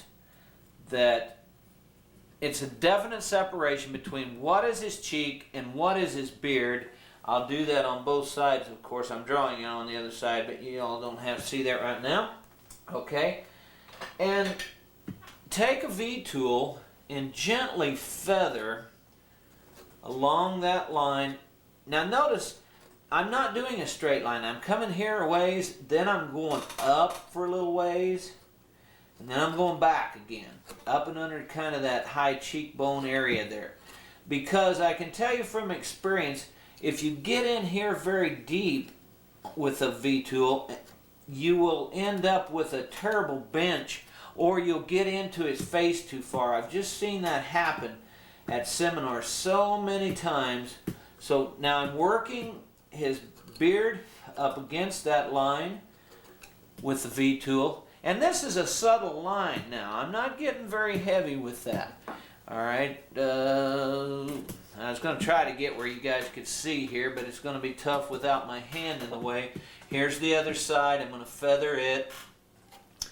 Now, I can begin to feather it, and then up and in behind there. So I'm creating a definite separation between this beard and his face. Now I may spend some time doctoring the beard and the mustache and roving around with this V-tool here. See, I'm kind of roving and putting in some extra hair here and there in the beard. And I may even get in here with my knife in this beard a couple of at random places. Let's say here. I'll turn this where you can see maybe better in just a second, but I'm pulling out a shadow. Let's do one up here where the camera can see. I'm in the way, but I'm going to pull a little shadow in there. Don't take much, see, I'm just going to capture some character. Let's come over in here and maybe do some more of it. Keep it moving, remember. Earlier when I said to always keep that hair and never get into straight lines, keep it moving. Shadow, jump over here, roll us in a shadow with your knife, deep area. Okay, those are some things I'd like to see beginning to happen on your carvings. Now, these pupils that we drew on in the card, get where you can see. I'm going to reach right in here, and I'm going to put those pupils approximately, almost follows the grain of that wood. If you guys could see the way that bark is, the grain and it's hitting the pupils, those are actually just almost following that. So I'm going to go to, I've got a little number 5, and I'm saying it's 1/4 inch wide. It's a little sweep to it that's going to fit that right there. Let me tip this down just a little more, and that way my hand I don't think will be in the way. There we go.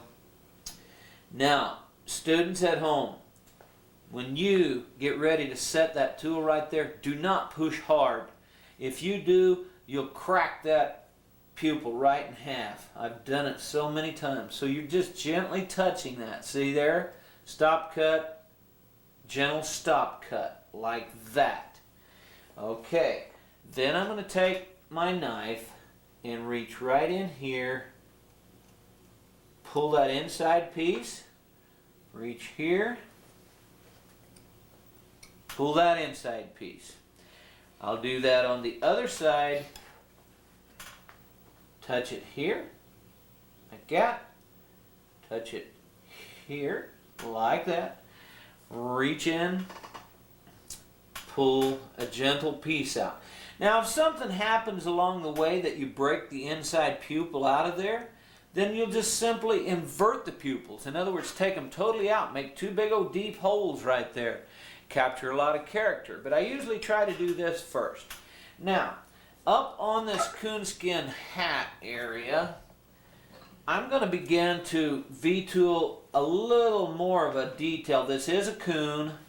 I'm not going to try to show it as a live coon or anything, but I am going to show a little character. For instance, maybe this brow line coming in with his eye up underneath there a little. Now keep in mind it's a skin, so see, I don't have to show.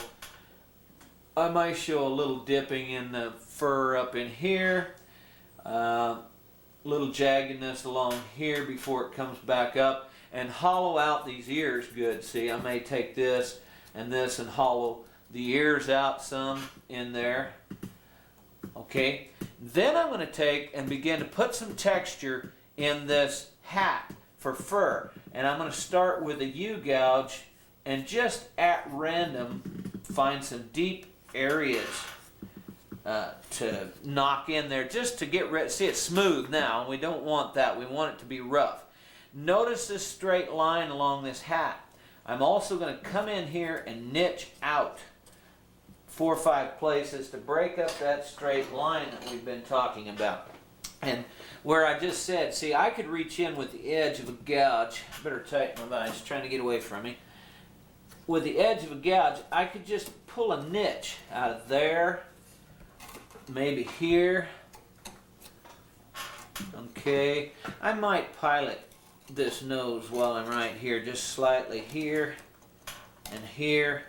And because the nose we might show halfway as a realistic type animal. Like I said, it's a dead coon on his head, so we're not really going to try to get too carried away with the way it looks, but we do want the shape of that coon. Now when you're hollowing those ears out, be very careful. You'll crack those. Well, that's a very good example. See how that tried to just leave the country on me? So I'm going to come in a different technique. The reason I even started to tell you that, because I've had that happen so many times. So then I'm going to take my knife and go at it a different way. This is a 3-way stop cut with my knife, right?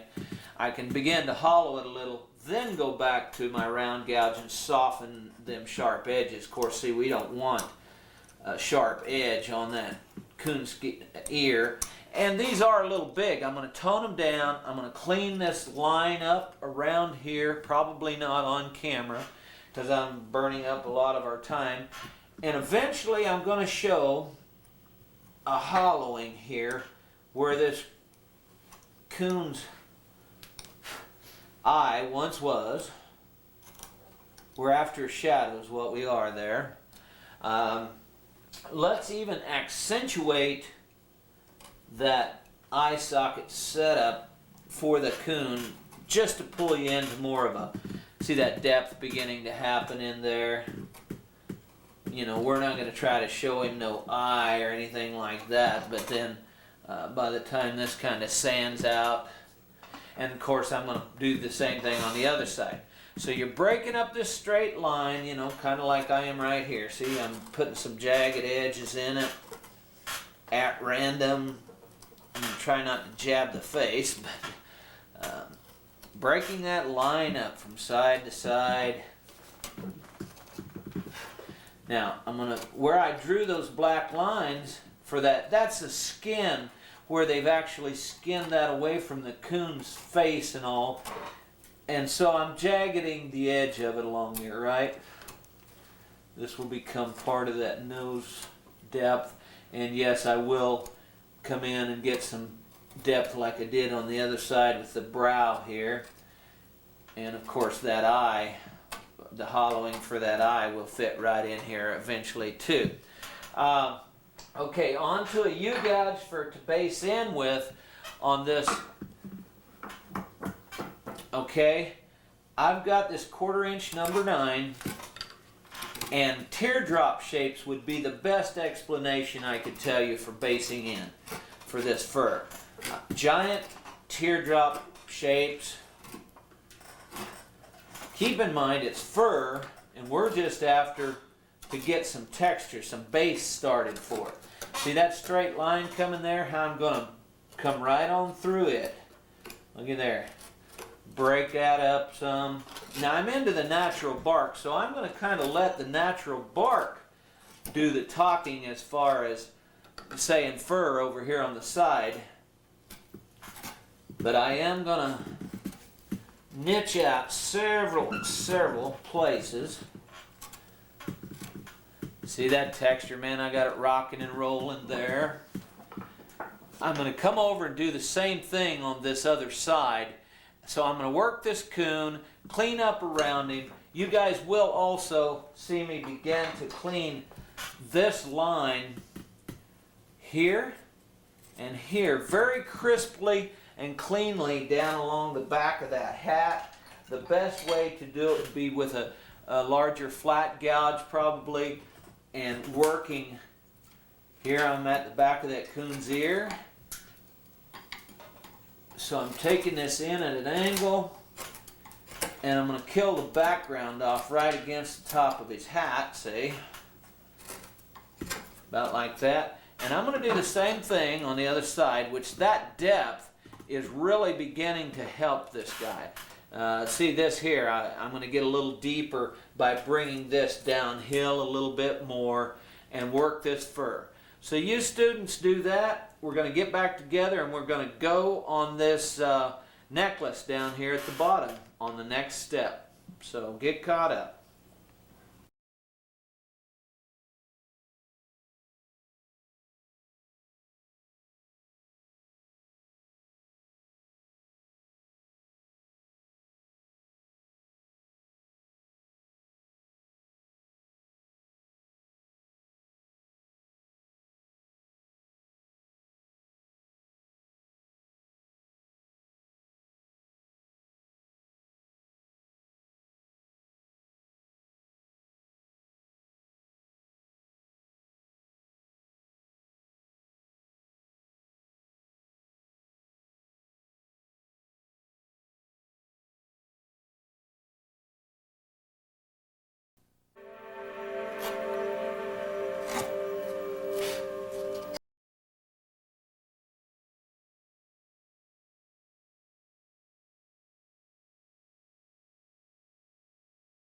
I'm roughing in with my U-gouge, going to a V-tool, continue to work the fur, maybe in smaller strokes, keep them moving.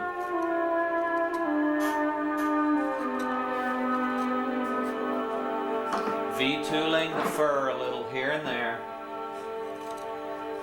at random. No repetitious movements, students.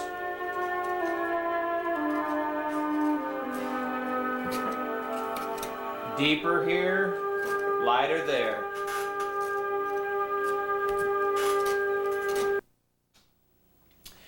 You students might notice that I've came in and drew a line of fur across here, and I've kind of mapped in some bear's claws, and I've also mapped in his collar, and I may even show some collars underneath that bear claw necklace. Now, I don't have anything finished to really show you much, but I do have a bronze of mine here with a bear claw necklace, and we can do a little reference on it. It's got this row of fur, which is actually like a mink or something like that, and they push these claws through it from the inside, and they're sticking out, and there is a row of beads in between there, if you want to get that tricky. Now, we may not get that tricky with the beads in this cottonwood bark. You might even try a medicine bag like this guy has hanging down there or something like that. But I just wanted to show you that. I'll set that down, and I'm going to show you how I'm going to start to get set up for this deal on the bottom, which I'm going to go with a V-tool first where the necklace is beginning to come around his neck. Better tighten that vise up. Okay. This is the necklace, which is going to be the furthest out part sticking out, right? The fur. So let's bring it. Now keep in mind it comes up and around his neck, right? So don't just take it too straight out to the sides because it won't be explained where it's going to. Okay, I'm going to begin to split down behind here for his collar, and we're going to go for quite a depth for his neck, back in and behind there. I'm going to swing this collar out, and it's the same way. It's going to go out. We might show a lapel type collar here. We might show a lapel type collar. We'll see how it comes along. But now, the main part that has to go down here is this portion here where his neck is. That's really going to have to go down. Of course, remember our lesson in shadowing? Well, this is going to give definite separation between what is his shirt collar and what is his neck by continuing to force this down and behind. All right? By pushing that down, we're gaining some height. I'm going to bring our card in here, right about here. All right, what we're doing, students, is this is actually going to be out a little further, and we're going to try to really shove this angle of this neck back and in there. And these claws will eventually fall out right in about here. This is going to be that row of fluff from the profile, so you can get an idea of why when I start carving in, I'm going to get a little deep right off the bat, and it's going to be kind of hard to explain. But I'm going to round plumb to the ends of the claws first.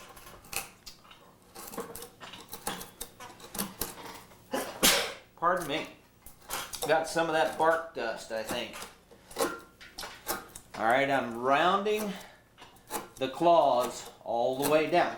Now don't get too deep, because keep in mind, this neck that we take down deeper here is going to come out on his chest down here where I'm flat gouging now and bringing this up. This is eventually going to be his chest right here. So this all has to kind of jive together at the end of everything and make sense. Now, where I'm beginning to map each one of these claws in, we're going to go first to a V-tool and then to our 1/4 inch number 9 I'm looking for. Here we are. You could even go to a 3/8 number 9 if you wanted to, something. But I got my V-tool first, and where I had my claws drawn in here, I'm going to echo on each side of them. There. There. Claw number 2. I know my arm's in the way here, folks. There. Here. Notice how I'm curving these towards the inside the further I get away. Here, I'll curve it to the inside. Okay. So I've got 1, 2, 3, 4, 5 claws across there beginning to map out. So what you can do is you can take a curved gouge. This is a number 9, maybe 3/8 wide. And where these claws actually are going to go over and disappear into that row of fur in a minute, I'm going to use this number 9 to map the top of that claw as it's going over and in. Okay, I'm going to come over here, map this claw in here, and map this one in. Now, not only am I going to map the tops of the claws over and in, but look here what I'm going to do. I'm going to take that gouge and round the top of them claws over. That, man, that rounds them up nice. Look at there. Round that up. They are curved. I know my arm's probably in the way there. But so I'm starting to map those in. Then I'm going to take a number 5 and for instance, I'm going to come right along the edge of this and just set it right there. I'm going to take a little wider gouge. This is actually a 3, and I'm going to go to the outside of that claw here. Notice I'm going towards the outside with that cut, but see how I'm beginning to sharpen the end of the claw and set it down as more. I'm going to go ahead and use this number 3 on this next one. It works so well on that one. For instance, here I've got the curve of the number 3 towards me. I'm going to lift a little of that away where we can see that claw better. And I've got the natural curve of that number 3 along the edge of there. So I'm beginning to sharpen these up. Okay, I'm going to take a little flat gouge of some sort that will fit in between the claws here, see? And I'm going to begin to set a perimeter. In other words, from this line that I'm marking right here, around here, I'll set all my claws like I did. Then I'm going to begin to take this piece out of here. Now I want to caution you, students, that you will break those claws off there as you're taking this hunk of wood and this hunk of wood out from between the claws. I've done it so many times. So if you have to, once you get them mapped in like this, take your knife, come in along here and make a nice stop cut here, stop cut along the bottom of the fur, which I'm going to meander it some. In other words, waver it. Don't get straight lines on me now. We've talked about that. And I'm going to stop cut that real well, and that'll either let you clean up here with your knife. See that depth beginning to happen there? That'll either let you clean that up with your knife, or it'll let you reach in with a small little flat cleanup gouge of some sort and clean that up. Look at that depth I'm getting, and my claws hanging down. So I'm going to work this whole ring of claws like that. Now just before we go off this segment, let's come back to the neck right here, and I'm going to take my knife and I'm going to run this collar line pretty deeply. I know my hand's in the way here again, but in just a second I'll try to get where you can see. Now there's that dagger cut again, and that is very dangerous. Don't slide off and hurt yourself. Alright, here I am. I'm cutting along the collar. Now, the reason I made such a deep stop cut there, and I know I'm having difficulty being in front of the camera there with my hands, but it's just a bad spot. I've made a very deep stop cut along that neck. Now this is going to let me come in here. We're having some technical difficulties here. Okay. This is going to let me come in with a little gouge and begin to pull this depth out of here. Okay. So I'm going for real good depth there. And I'm going to shape that up around to his neck. Now this piece that's going to be the top of his leather shirt collars, I'm going to kind of work it the same way. I may work it more with a V-tool first, because see, it's sticking out quite a ways. So let's take it on down, but yet I want that shirt collar kind of hanging out.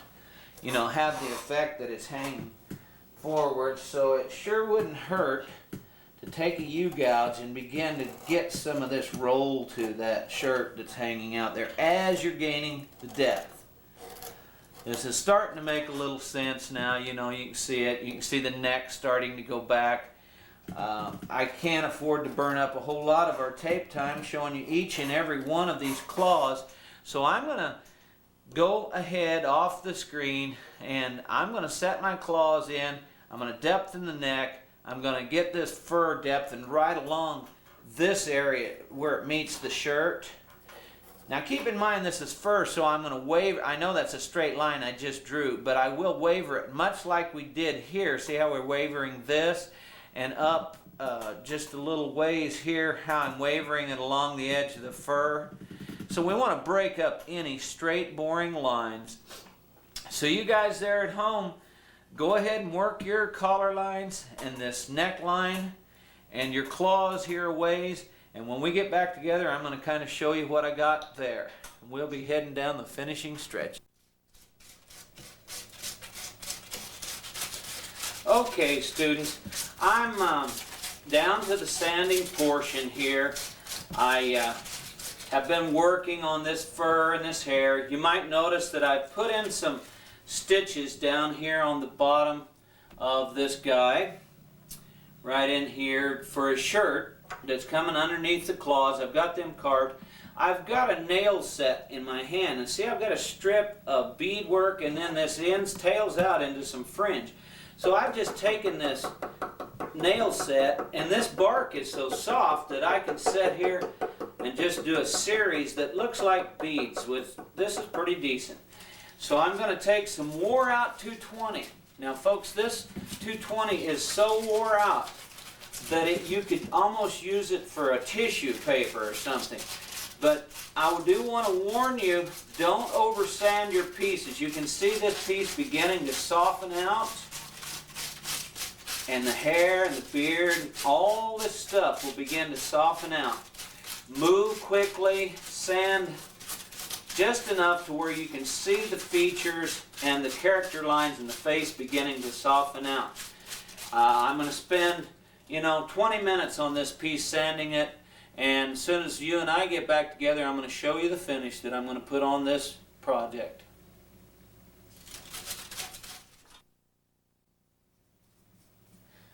Okay, students, y'all might notice that I'm beginning to paint the polyurethane on this finished mountain man with his coonskin cap on. Notice how this bark with this polyurethane turns a nice red color. I want to caution you with using polyurethane to always stir it very well, because that can become a problem. It won't dry good if it's not stirred well. I'm using this particular brand. Note that I'm using the satin, the clear satin. And I'm going to just continue to paint this whole carving all the way over with it. Now, you may or may not get it on the bark. You can see I'm starting to here, the original bark. But this polyurethane will actually harden the outsides of this bark to where you won't scratch it. Like right now, you can scratch it with your fingernail or something that way. But I'm going to get this painted up here, and we'll give you guys a good close finish shot of it here in just a second.